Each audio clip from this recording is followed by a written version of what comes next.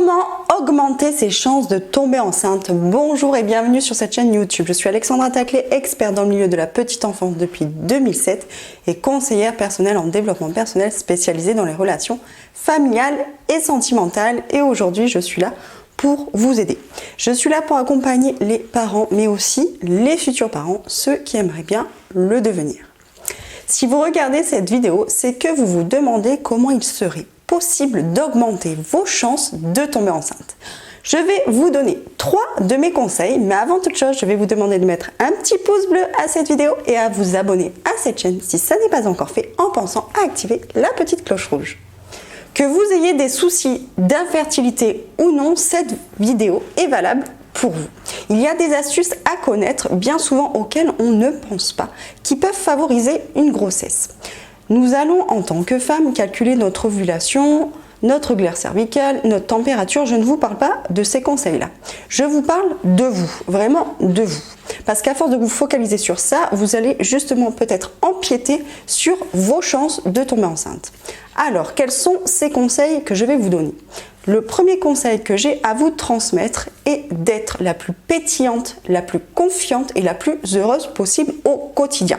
Quel que soit ce que vous entreprenez, que ce soit au travail, que ce soit avec votre conjoint, que ce soit peut-être avec vos enfants, ceux que vous avez déjà, que ce soit avec vos proches, vos amis, votre famille, ce que je vous demande est de profiter de tous les petits bonheurs du quotidien que vous aurez avec eux, car plus vous allez vous procurer du plaisir et du bonheur, plus votre corps finira par vous le rendre. En gros, plus vous allez vous dégager de l'énergie positive et vous donner des choses au quotidien qui favorisent votre bien-être, plus votre corps sera à même de produire la vie. La deuxième chose que j'ai à vous transmettre concerne votre corps physique cette fois.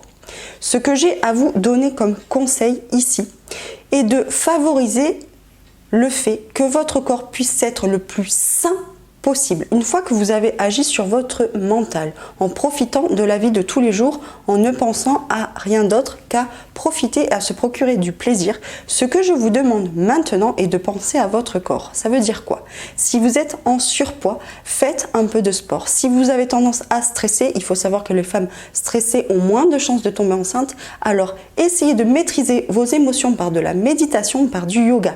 Si vous fumez, arrêtez, cela ne va pas favoriser une grossesse. Pareil pour l'alcool, ce qui peut engendrer également des soucis d'infertilité.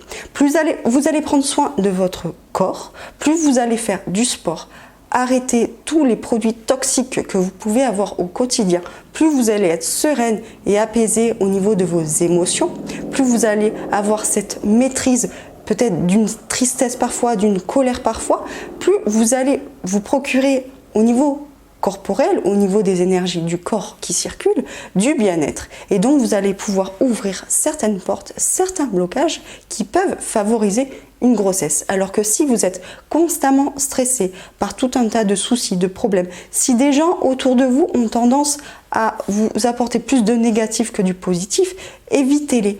Prenez tout ce qui est bon pour vous, autant pour votre mental que pour votre corps. Arrêtez tous ces produits toxiques et faites de la méditation, du yoga, du sport. Surveillez votre alimentation, faites attention à ce que vous mangez, ne soyez pas dans les excès, ni non plus dans le fait de ne pas assez manger, de ne pas avoir assez de poids peut également faire que vous n'ovulez pas du tout et que pour qu'il y ait une grossesse, il faut forcément qu'il y ait une ovulation.